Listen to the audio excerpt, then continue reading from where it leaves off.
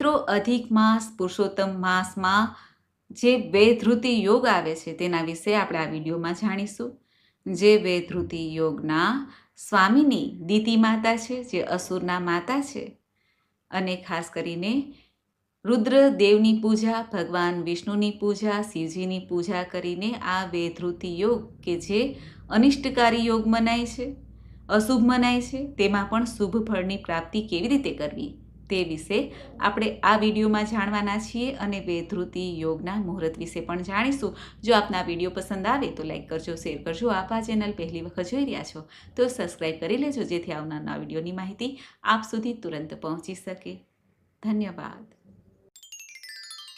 મિત્રો, જેમ વ્યતિપાત યોગનું ઘણું મહત્વ છે, ભગવાન શ્રી કૃષ્ણએ યુધિષ્ઠિરને વ્યતિપાતનું વર્ણન સાંભળવાની ઈચ્છાથી જે કથા કહી હતી કે એક સમયે ચંદ્રમાએ પોતાની ગુરુપત્ની તારાનું હરણ કર્યું. આથી સૂર્ય ચંદ્રને ઠપકો આપ્યો.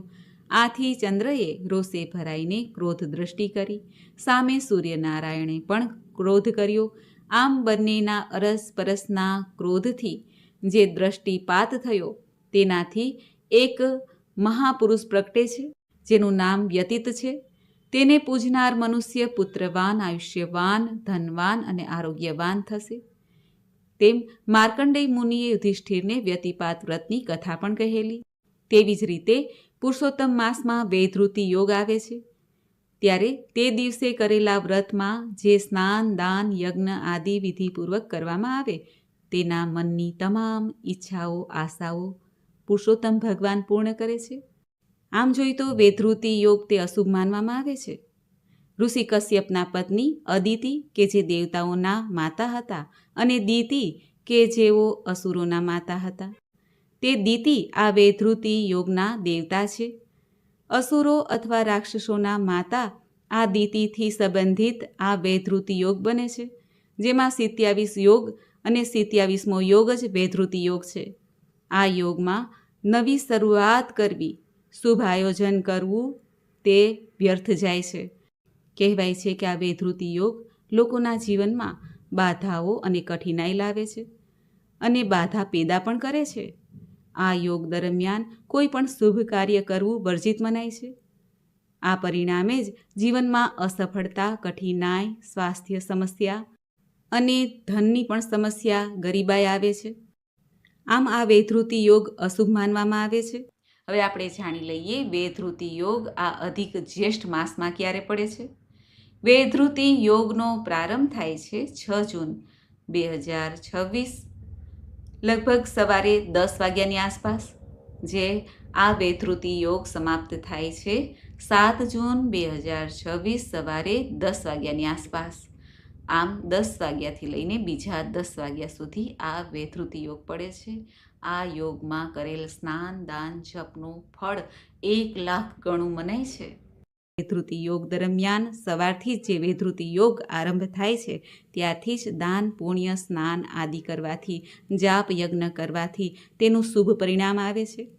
જે જાતકો આવા યોગમાં જન્મેલા હોય છે તેઓ પણ આ દિવસે ભગવાન શ્રી નારાયણની, ભગવાન શ્રી કૃષ્ણની પૂજા ઉપાસના કરે અને દાન પુણ્ય અવશ્ય કરે, વ્રત જપ કરે તો તેને શુભ પરિણામ અવશ્ય પ્રાપ્ત થાય છે. આ વૈધૃતિ યોગમાં યાત્રા કરવી શુભ મનાતી નથી. કોઈ કાર્યની શરૂઆત કરીએ તે પણ અટકે છે.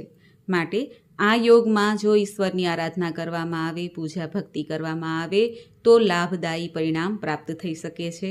પરંતુ ઘરના લૌકિક કાર્ય પણ કરવા નહીં, કોઈ કાર્યની શરૂઆત ન કરવી, ખરીદી ના કરવી જોઈએ. આ વૈધૃતિ યોગના દિવસે વ્રત પણ રાખી શકાય છે. વૈધૃતિ વ્રત કરનારે સવારે વહેલા ઉઠીને પવિત્ર થઈને દ્વાદશીના દિવસ દરમિયાન ઘી, દૂધ, સાકર, મધ, શ્રીફળ, તલના લાડુ, પાન, સોપારી આદિ 16 વસ્તુઓનું દાન કરવું જોઈએ, જેથી તેને બધા સુખોની પ્રાપ્તિ થાય, શાંતિ પ્રાપ્ત થાય અને મોક્ષના અધિકારી પણ બનાય છે.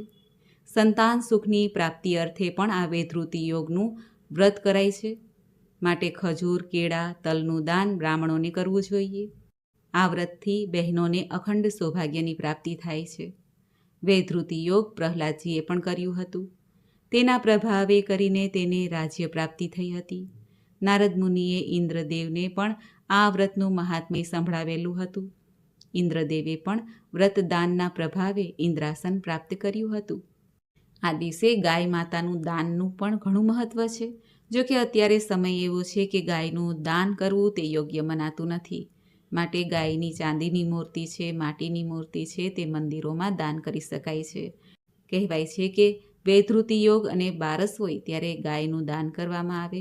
ચાહે આપણે સિમ્બોલિક રીતે પણ ગાયનું દાન કરીએ તો અંત સમયે વૈતરણી નદી પાર કરવામાં સહાયક ગાય માતા થાય છે.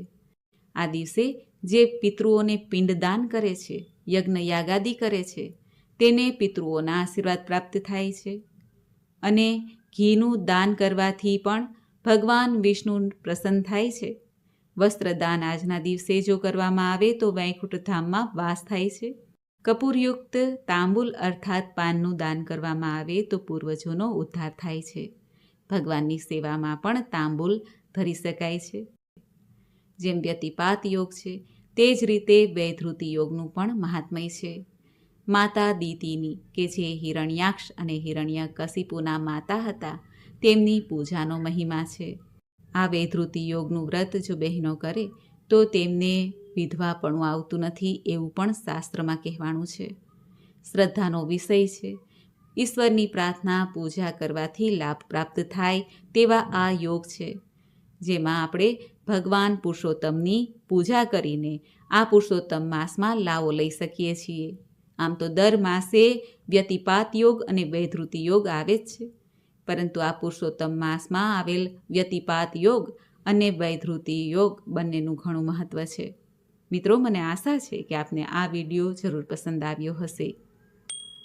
આજના દિવસે ભગવાન પુરુષોત્તમની સેવા પૂજા કરીને ધૂપ દીપ નૈવેદ્ય કરીને આરતી ઉતારાય છે, દક્ષિણા અપાય છે અને ત્યારબાદ યજ્ઞ યાગાદી દાન પુણ્ય કરવું જોઈએ, જેથી વૈધૃતિ યોગનું સંપૂર્ણ ફળ પ્રાપ્ત થાય. આખા દિવસમાં ગમે ત્યારે આ દાન પુણ્ય કરી શકાય છે. ભગવાન પુરુષોત્તમની પ્રાર્થના કરાય છે જેથી જીવનમાં સુખ શાંતિ બની રહે, આરોગ્ય સૌભાગ્ય બની રહે. કારણ કે વૈધૃતિ યોગ તે યોગ સારો કહેવાતો નથી, પરંતુ પુરુષોત્તમ માસમાં આ યોગનું મહત્ત્વ અધિકથી અધિક શુભ ફળ આપનાર બને છે. આ પુરુષોત્તમ માસમાં પ્રભુની સેવા પૂજા સાથે આ યોગની શાંતિ પણ થાય છે. મિત્રો, મને સાંભળવા માટે ધન્યવાદ. આપ સૌને મારા જય શ્રી કૃષ્ણ.